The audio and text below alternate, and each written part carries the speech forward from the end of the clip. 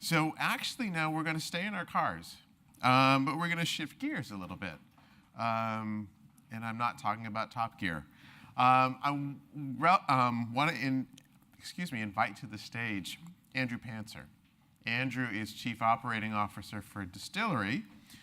And Dstillery has been heavily involved, especially sharing work on our ARF stages over this past year about what they've learned about that intersection between how to reach people as they're on the road and out-of-home advertising.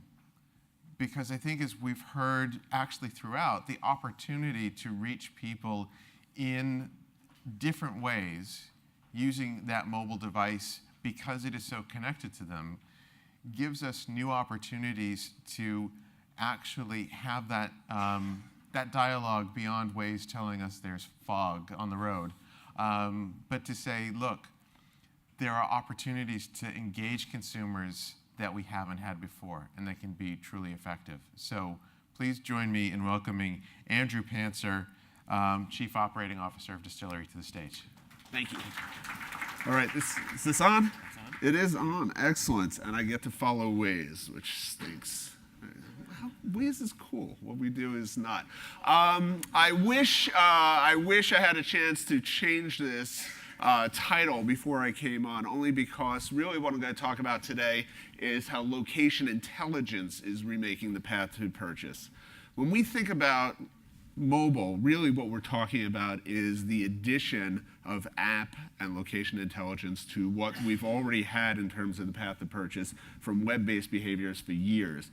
When it comes to devices, we're completely agnostic. The fact is, the signals that you get from those devices, whatever device it is really what's most important for us. And then how we activate people on the other side, whether it be a mobile device, a tablet, a desktop, etc., that's where the actual need for the device concept comes in. So I'm just going to talk briefly today about how, as a company, we've gone from using web-based behaviors and understanding marketers' path to purchase to adding location intelligence to the mix and some use cases around it. But very first, I'm just going to talk very briefly about Dstillery to just put some context around this. So Dstillery. We are a company that's focused on helping marketers find new customers. And the way that we do this is we actually help them by understanding what a path to purchase before an event is. And that event, in most cases, is an acquisition, whether it's a commerce online or in the store. But it could be other things, getting people to just take whatever action is we're looking to have them take, whether it's take a survey, watch a video. But for us, mostly, it's about buying products. So what we think about when we think about consumer behavior is we think about hands and feet, what people are doing on their device and where people are going with their device. So on their device manifests itself in browser behaviors. Where are people going on the web, both mobile web and desktop web, cookie-based behaviors? Same thing, what apps are people using? Then on this side, the blue side, where are we seeing devices? Where are we seeing mobile devices show up in the real world? Are they showing up places of interest, whether it's an auto dealership, a retail store, a hotel, doesn't matter. And our goal is to put all this together. In order to do that, though, the most important place to start is to ensure that you have accurate data in your data warehouse. Because basically, if you do not have that, garbage in, garbage out. For us, we see tens of billions of data points a day coming into our system from data that we license, and that's everything from, again, web behaviors to where device is showing up at physical locations is based on latitude and longitude signals. And we throw out anywhere up to about 80% of that every day because we see that it is polluted. And I'm going to get a little bit into what kinds of pollution we throw out. So when we take data, we start with a client's first-party data. That tends to be anything from their CRM system, things on their website. We throw it into what we call our intelligence engine. I'm not going to turn this into a sales pitch, so I'm not going to go too far into it. And out the other end, we develop audiences. the most important thing to understand about what we're trying to accomplish is understanding what makes an audience, people who buy a particular product, what makes them special, what makes them tick. And there's two ways we look at that. What is the path to purchase? What are the things that these people as a group do before they buy that product that is special? What is it that's consistent? And then overlaying that on top of that is we understand brand affinity signals. What are the things that these people as a group are doing that showcases that they would be most likely to be interested in your product based upon shared belief systems? And we put those two things together and we call that the brand code, and we then go execute against that. So first and foremost, I was talking about data. We need to throw out bad data. Non-human traffic, we all know about it. It's something that Dstillery has been involved with for years now. We've developed lots of systems to identify and eradicate non-human traffic from all of our models. Again, if you have that in your models, it's going to screw up the outcome. You're just not going to get good results. Same thing, location data. There's numerous ways that location data gets corrupted. And I have a couple of examples here, but it's not even that it's fraudulent. There are certain cases where you need to take into account, like for example, ways Sarah was talking about the auto dealership. If you have a model that you're trying to understand people who are on the path to purchase, you need to eliminate a device that you see at an auto dealership every single day. Why? Because that's the workers, and you need to get rid of them from your model or you will not have a clean model. Then you also have to just get fresh data. It needs to be updated on a regular basis. So let's stay with the automotive example for a moment. This is what a path to conversion looked like for us several years ago.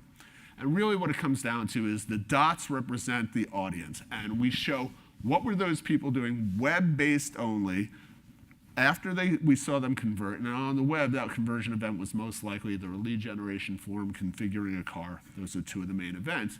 And what we did was we took that conversion event and we worked our way back to say what were people doing in 1 week, 2 weeks, 3 weeks, 4 weeks before that event. And as a group, where were they over-indexing? And what we saw was things that you would be not surprised to see, right?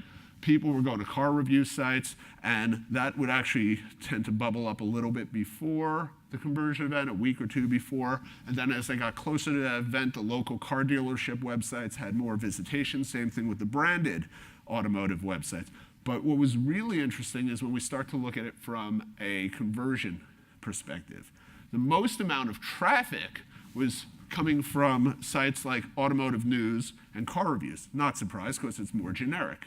Right? The least amount of traffic was the brand direct sites, Ford.com, Mercedes.com, et cetera, and local car dealerships. Of course, if you're going to those sites, if you're in market for a car, you're going to go to those sites, but you're going to go at a lower rate than you would for general automotive news. You'd see at least the volume of traffic there.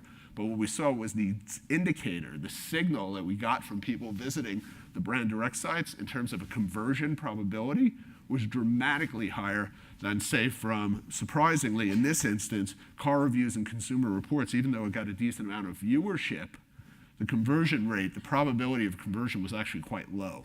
And so as a marketer, if you were actually thinking about, for this particular brand, thinking about where should I be putting my marketing messages, car review sites for this particular marketer didn't make as much sense. And that was actually surprising to us, but it actually worked out that way. But this was, again, all mobile. All web, all the time. And the development and the growth of location-based intelligence coming from mobile devices changes this completely. In order to do that, though, you need to be able to marry web-based behaviors and mobile behaviors, location behaviors.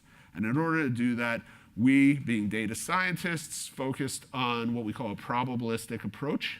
And it's as simple as this, is you're taking every single device that you can see, and you say, oh, here's the websites that I see on a laptop, and on a phone and a tablet, some of the websites that we're seeing from that one, as well as the apps being used. But most importantly, we see these devices showing up at IP addresses.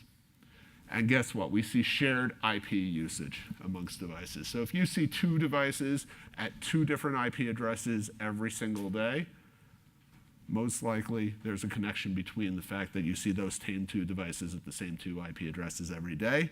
You start to blow that out, and you can start to imagine that you can put you can tether devices together without knowing anything about the individuals, tether the devices together to say that this is most likely the home, this is most likely work, and this is most likely on the go. Just about every device matching service in the industry today who does probabilistic matching starts with IP address, and then we all take a formula or a recipe and add to it to get our own special sauce. But for us, it's really about trying to just put together devices, because once we can do that, we can say that this IP address, let's say it's my home, or maybe even it's me if we're doing a really good job. Here we have the websites I use, the apps I use, the locations I go. And by the way, if I see these locations are the same ones every day and there's only a very small number of devices at that location, you could start to infer that it's probably my home. And so we start to build off of that and start to develop models off of that. So here's what our new path to purchase started to look like.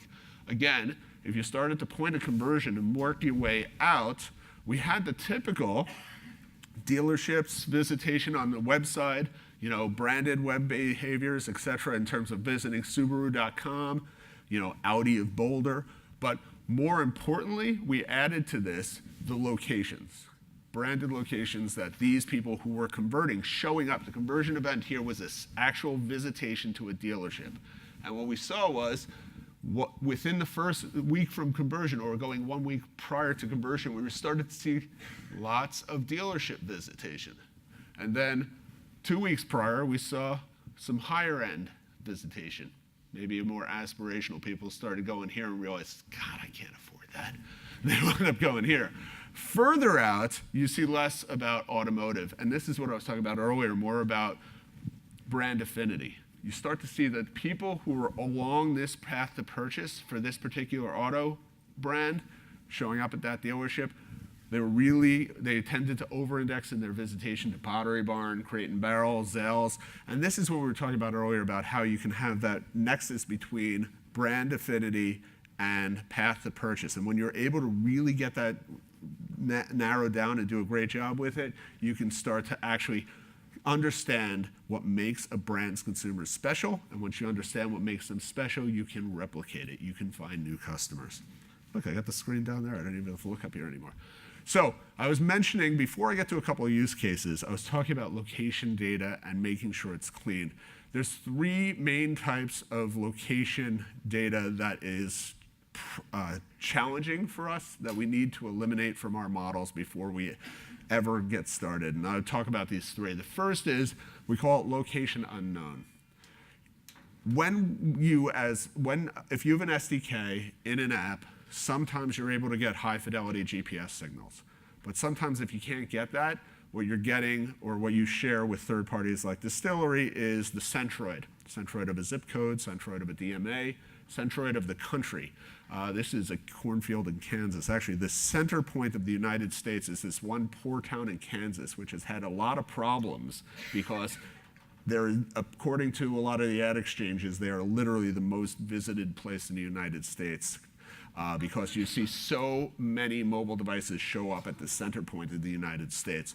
We need to eliminate it. We don't use centroids. We move it out from a database, and it's important to do so. Again, garbage in, garbage out. The Superman effect is where we see a single device in one physical area, let's call it New York, and then they see it in California within like a minute. And we see this every day. The same device, 2 physical locations that can never be, it could just never happen. We call that the Superman effect. We eliminate that. And the third one is really what I call basic app data. There are certain applications where you know you're going to get crappy location data out of it, so we don't even bother. Anybody have a flashlight app? Third-party flashlight app on their phone? Not the one that came with the phone? Yeah, unfortunately, they exist and they're actually downloaded a lot, but why do you need location data coming from your flashlight app? I don't know. But we see a lot of that come through the bid streams. We see that a lot come through our license partners, and we just throw it on the floor. We don't care about it because you know what? When we dug in, we found out that 99% of it was complete garbage. So I want to talk 3 use cases. Unfortunately, I did not bring our out of home, but let's talk about a couple of use cases about how location intelligence mixed with web-based behavior helps us understand the consumer path to purchase and therefore can be used by marketers. So in this case, we had Toyota dealerships, and what we were trying to do is help them understand a little bit about eco-conscious consumers in order to help them identify where they want to be marketing their hybrid vehicles. And in this case, the red dots are the actual dealerships. The polygons here are zip codes.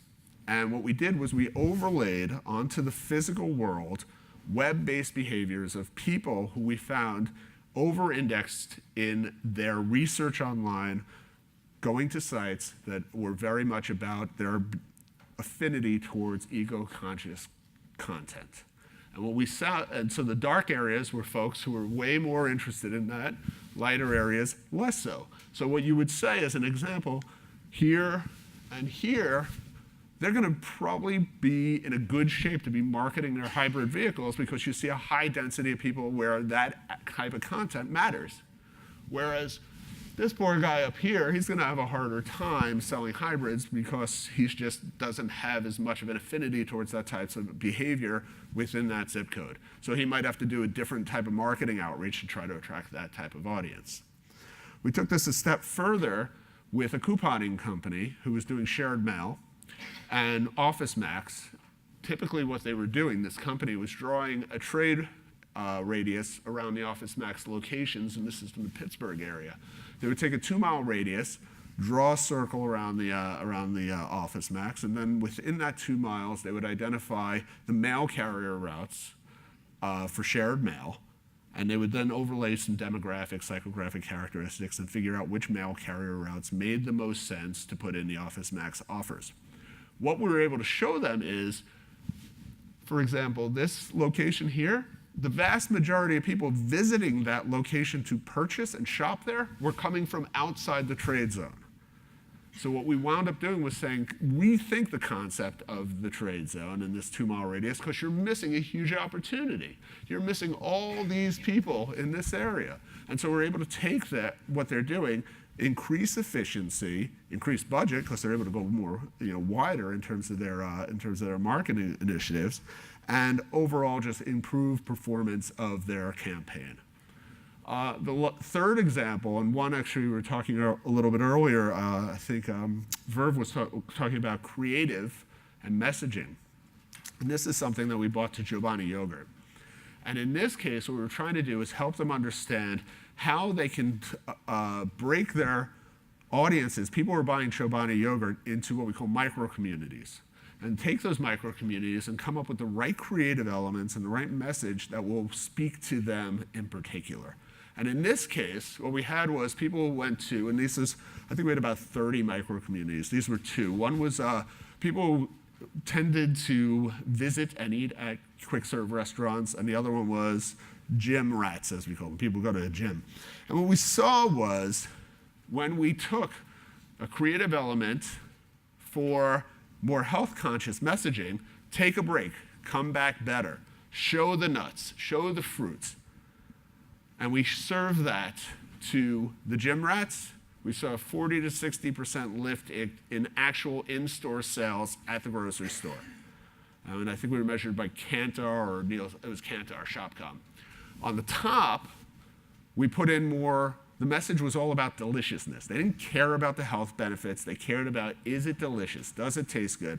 Whether or not that is healthy for them, they didn't really respond as well to that. So changing, and we didn't focus on the imagery being as much about the actual ingredients themselves. And what we saw, same thing, about a 40 to 60% lift from this campaign, just changing slightly. It really wasn't even massive changes in the creative and the messaging, but it had a major impact in the overall performance of the campaign.